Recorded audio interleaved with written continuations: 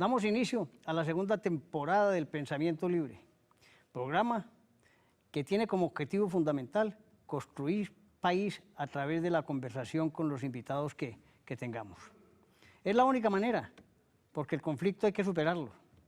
Hoy traigo un invitado magnífico, sindicalista, se llama Jorge Iván Díaz Vélez, secretario general en Antioquia de la Confederación General del Trabajo, CGT, y además jefe de negociaciones en todo el país. Con Jorge tuve la oportunidad de negociar desde el año 2002 en diversos pliegos de peticiones que tuvimos, yo representando a los empleadores y él representando a los trabajadores. Jorge, un cordial saludo aquí en el Pensamiento Libre.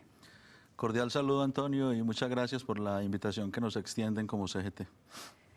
Sin duda alguna, uno de los grandes terrores que tiene el empresarismo en Colombia es el sindicato. Usted y yo lo vivimos, posiciones contrarias, pero siempre al final, a través de la negociación, lográbamos concertar y evitar conflictos laborales en esas empresas. ¿Qué ha pasado de esas épocas acá, 10 años, frente a la negociación? ¿Hemos avanzado o hemos perdido el tiempo?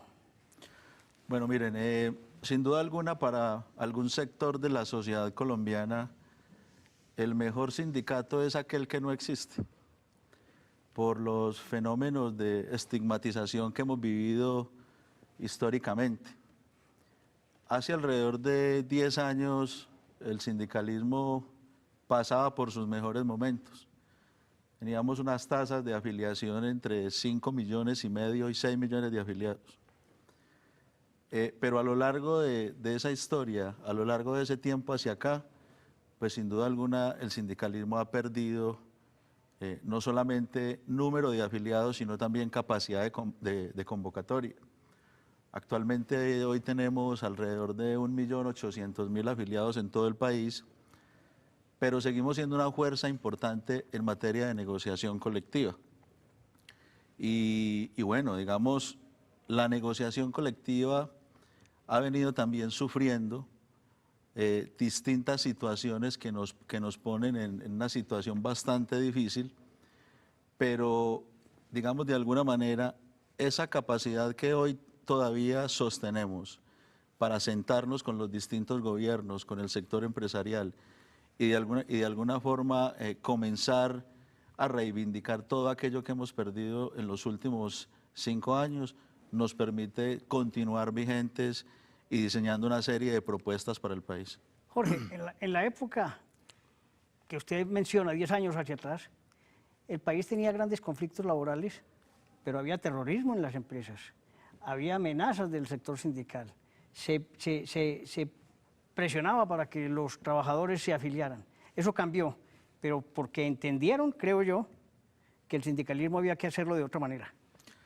El sindicalismo ha pasado por muchas dificultades y en algún momento de la historia acudió también a acciones que actualmente son inaceptables, son totalmente reprochables. Uno tiene que decirlo y de alguna manera uno no puede sentirse orgulloso de eso, que se forzaron indebidamente procesos de negociación colectiva, que se acudieron a acciones de chantaje para poder acceder a la negociación colectiva, que incluso se perjudicó producción en muchas empresas del país, justamente para podernos sentar a negociar, pero también, digámoslo, como una respuesta a las presiones que algunos empresarios y que la misma legislación colombiana tenía sobre la negociación colectiva. Y eso generó que en esa época del sindicalismo los trabajadores y los empresarios no nos pudiéramos ni siquiera sentar a negociar porque no nos tolerábamos, no nos soportábamos. Pero entiendo que específicamente la Confederación General del Trabajo cambió su modalidad. Hoy hacen casi que de empresarios a través del pacto del contrato sindical. Han mejorado la negociación y trabajan aunadamente con los empresarios buscando mejorar la productividad. ¿Eso es verdad? claro, es que la CGT entendió que las disputas entre trabajadores y empleadores se podían superar. Es decir, nosotros no podíamos continuar en la dinámica de la pelea por la pelea, de la lucha por la lucha, sino que teníamos que superar eso y avanzar hacia espacios de diálogo y concertación que nos permitiera a empresarios y trabajadores sentarnos, discutir, tener las diferencias que aún incluso todavía continuamos, que se continúan teniendo, pero que como perspectiva de futuro debía existir el diálogo social, la concertación y la firma de los acuerdos. Uno no se puede sentar a negociar con la otra parte si tiene como punto de vista continuar en el conflicto. Si tiene como objetivo continuar en ese conflicto, entonces no se siente a negociar. Pero si nos sentamos las partes, bien sea con empresarios o con gobiernos, a una mesa para discutir bastantes puntos que hoy son objeto de negociación colectiva, es porque el objetivo primordial del sindicalismo en ese momento debe ser firmar un acuerdo para beneficio de los trabajadores y de las clases sociales. Eso se llega ya porque ustedes también cambiaron, se están preparando, se están formando, cambiaron esa forma contestataria frente a todo el mundo y entendieron que había que hacer esa construcción de las empresas a través de mejorar condiciones, pero con respeto y entendiendo el ciclo económico de cada compañía. Por supuesto, hay que, digamos, de alguna forma las dinámicas cambiaron. Se cambió en el sentido de reflexionamos que la protesta y la forma contestataria de uno sentarse a negociar con el sindicalismo, perdón, con el sector empresarial, no podía persistir de esa manera porque nos estábamos haciendo daño todos. Jorge, nos vamos para un corte comercial. Ok, muy bien.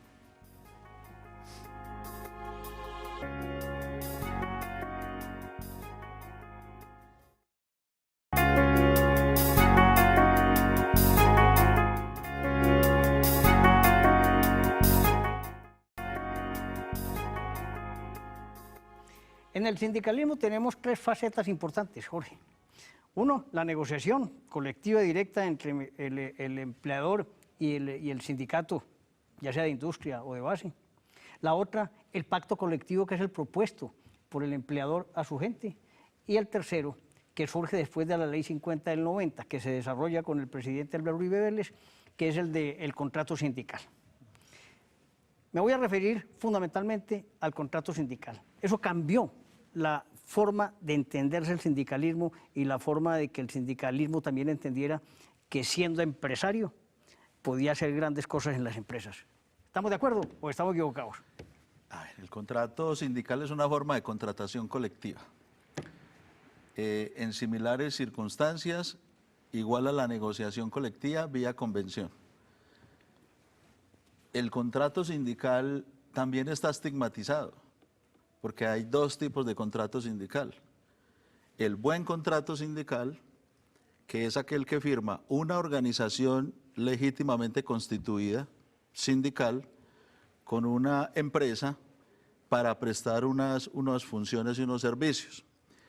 Pero de alguna forma esa intermediación, ese dinero que genera esa intermediación por la prestación de los servicios, el sindicato está en la obligación de redistribuirlo en todos sus afiliados en beneficios económicos como vivienda, auxilios por calamidades domésticas, préstamos sin intereses, auxilios por estudio, aguinaldos navideños, una serie de beneficios. Y eso, cuando hablo del buen contrato sindical, es porque lo hace la organización sindical en conjunto con sus afiliados en asamblea, es decir, por la vía democrática. Son sus propios afiliados los que definen qué hacer con los recursos. Le voy a poner tres ejemplos y usted me dirá si son muy buenos. Está el de Leonisa, bueno, compañía de empaques, y el que me parece más exitoso es el de los bananeros. Claro, porque el contrato sindical en el Urabá antioqueño nos permitió formalizar de alguna manera los empleos en una región, una subregión, que ha sufrido bastante por la informalidad en la economía. Yo me atrevo a decir una cosa, antes de que organizáramos a los trabajadores a través de esa figura en el Urabá antioqueño, los finqueros, los bananeros, le pagaban a sus propios trabajadores en sitios absolutamente irregulares y los trabajadores se iban a sus hogares sin un solo peso e incluso debiendo. A través de esa figura logramos formalizar, se logró que a los trabajadores se les pague por nómina, se logró que los trabajadores organizaran también todo lo que tiene que ver con sus cuentas bancarias, les llega el dinero allí, se formalizó temas de seguridad social integral, salud, riesgos laborales, pensiones, y en este momento nosotros consideramos que en el Urabá antioqueño existe un gran potencial. En lo que es piña, banano, hemos tratado de formalizar, y así lo han entendido también los finqueros, los empresarios de la región, de la zona, que conjuntamente con ellos hemos venido trabajando. ¿Cuántos trabajadores tiene la Central General de Trabajadores bajo esa modalidad de contrato en Urabá? En Urabá tenemos 18 organizaciones sindicales y bajo la modalidad de contrato sindical hay alrededor de 12.000 trabajadores formalizados. Es una cifra muy importante porque eso les ha permitido mejorar sus condiciones de vida y su calidad de vida. Adicionalmente, se han venido también organizando proyectos de vivienda en asocio con las cajas de compensación familiar, en asocio con el sector empresarial y con los dineros que la organización sindical le quedan fruto de la prestación de los servicios. Entonces, el tema del Urabá es algo muy significativo en materia de formalización a través de esta figura.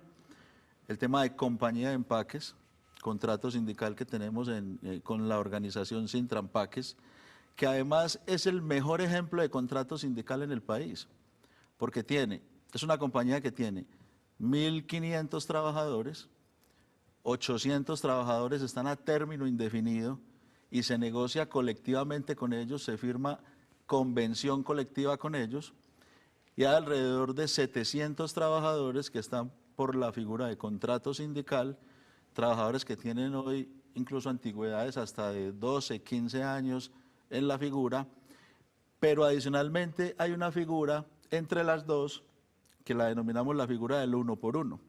Significa que cuando sale un trabajador a término indefinido de la empresa, por pensión o por cualquier causa, el integrante del contrato sindical más antiguo pasa a término indefinido. Luego tenemos garantizado que el sindicato sobrevivirá el tiempo que la compañía sobreviva, que no vamos a extinguir la negociación colectiva vía convención colectiva, sino que van a ser complementarias.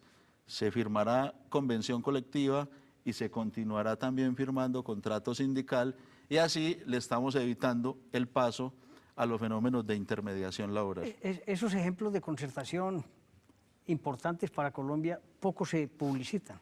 Ese es uno de los mensajes que yo le transmito, que siempre se muestra lo negativo en vez de mostrar cosas que son valiosas e importantes, tanto para el país como para la concepción misma de la idea sindical.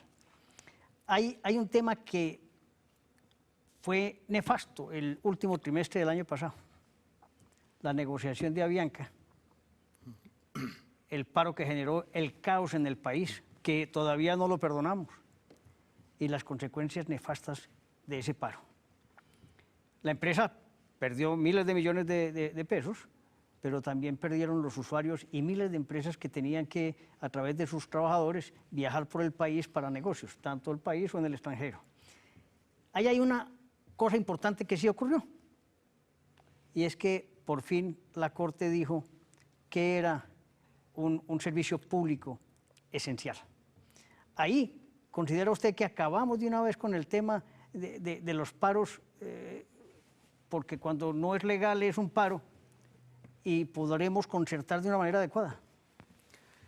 Mire, este tema de la negociación colectiva y la huelga... Jorge, lo voy a interrumpir para ir a un corte comercial y poder tratar el tema de lleno.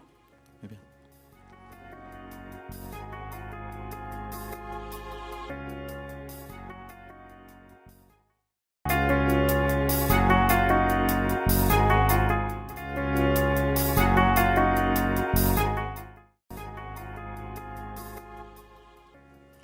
Jorge, para no perder la pregunta, me estaba refiriendo al tema concreto de Avianca y las consecuencias que genera. ¿Cuál es su opinión sobre todo ese problema que tuvimos en Colombia? En el tema de la negociación colectiva de Avianca hubo errores de lado y lado.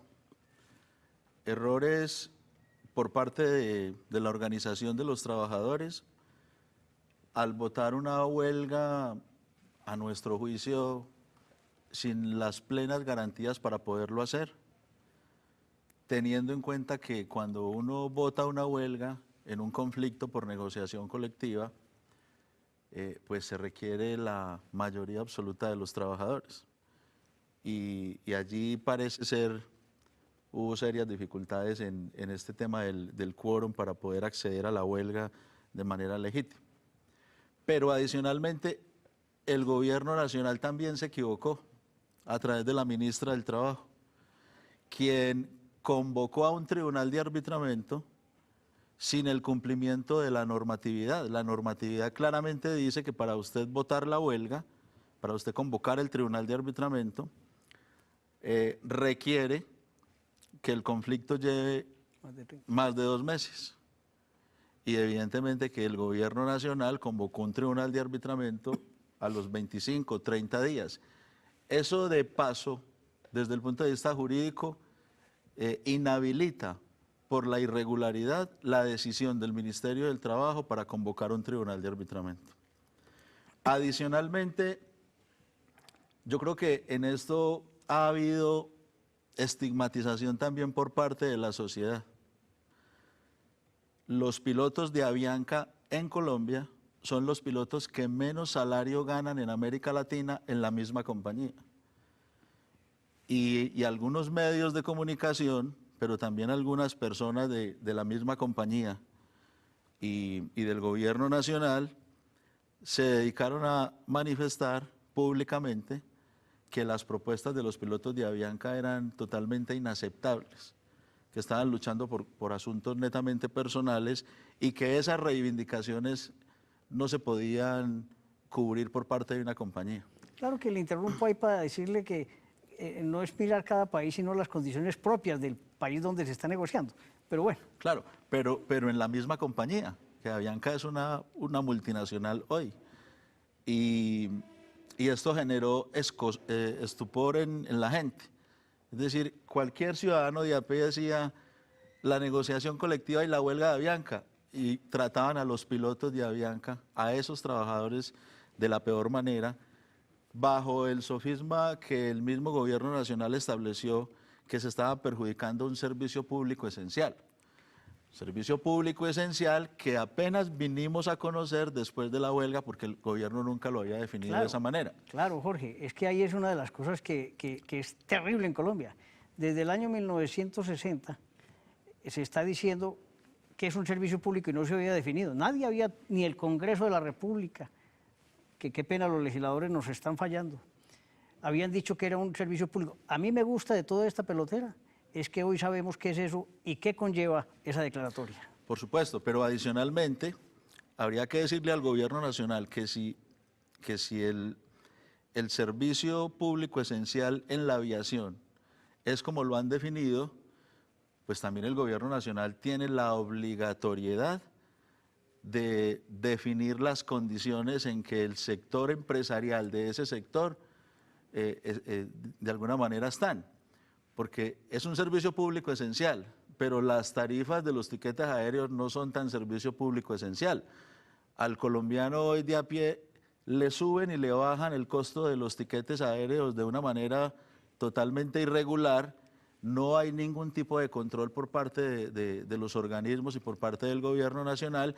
Y mire, todavía hoy Avianca no ha disminuido el costo de sus tiquetes aéreos cuando Avianca es una compañía que genera utilidades. Es una compañía privada, no es una compañía público-privada, sino que es una compañía privada que genera muy buenas utilidades en el país y que en ese sentido yo creo que también tendríamos que regular. Eso está bien, Jorge, pero no me vaya. Es que el fondo es saber qué es un servicio público esencial. Creo que cambia el tema de la negociación. Van a poder negociar, pero siempre habrá un tribunal de arbitramiento. Claro, mire,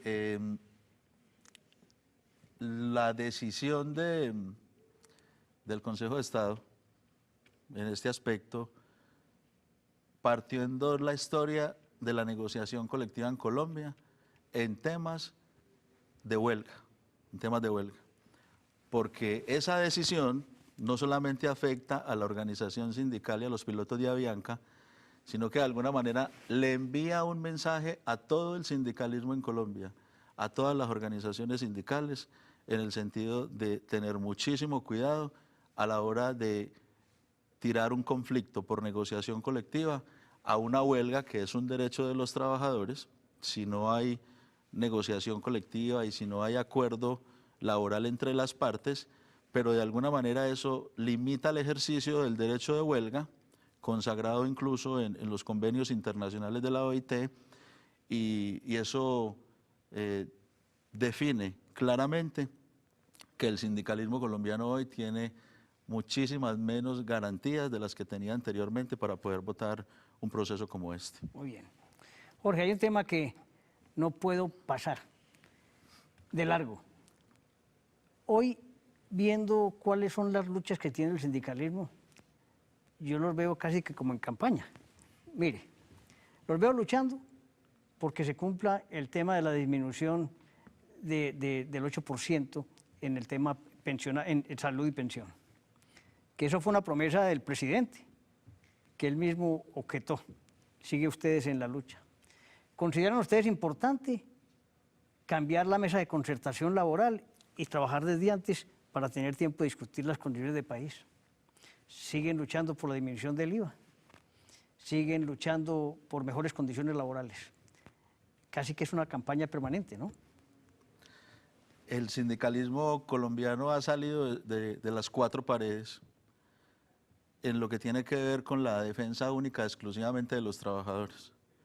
Hemos entendido en medio de la realidad que debemos obligatoriamente introducir unos temas que no solamente beneficien a los trabajadores, sino a la sociedad en general, todo lo que tiene que ver con lo social. Propusimos nosotros entonces, como sindicalismo, al gobierno del presidente Santos, hace 8 años, que a los pensionados se les rebajara el aporte en temas de salud del 12 al 4%. Es lo más justo. El presidente Santos lo firmó en un acuerdo y luego no lo cumplió. Tuvimos que acudir al Congreso de la República para que a través de un proyecto de ley se aprobara este tema. Lo aprobamos en el Congreso de la República y el Gobierno Nacional, a través del Ministerio de Hacienda, objetó. La Corte Constitucional manifestó que tenemos toda la razón en el tema, desestimó las objeciones del gobierno y ahora entonces prácticamente es un hecho esa reducción, pero fue una lucha que se dio y avanzamos positivamente en el tema. Jorge, lo interrumpo algo. Tema del salario mínimo. Ustedes aprobaron el acuerdo. La CTC no lo firmó. ¿Por qué esa diferencia? No, la CGT. La CGT. La CTC y la CDP, Confederación Democrática de Pensionados, el Gobierno Nacional a través del presidente Santos nos invitó a una reunión de concertación el último día. Y allí pues se discutió y llegamos a una cifra de 5.9%. La CUT manifestó no estar de acuerdo con ese acuerdo.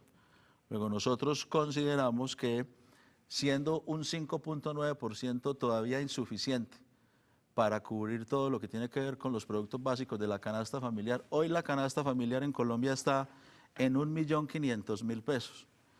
El acuerdo significaba simplemente un incremento en una cifra básica de 788.000 pesos. Pero sabíamos que si no suscribíamos el acuerdo, el Ministerio del Trabajo tenía listo un decreto para decretar el salario mínimo de los 2 millones de colombianos que se benefician en menos del 5%. Y hoy quedó la inflación 4.09%, luego significa que el 5.9% es 2 puntos por encima, que repito es insuficiente, pero que teníamos el riesgo de que fuera inferior el porcentaje. Jorge, conversar de temas estos laborales de país es una maravilla. Le agradezco la aceptación a este conversatorio del pensamiento libre y le reitero mi agradecimiento por tantos años de negociación que tuvimos juntos. Muchísimas gracias, Antonio, y le reitero la posibilidad de que continuemos desarrollando estos temas de país. A todo su equipo de trabajo, muchísimas gracias.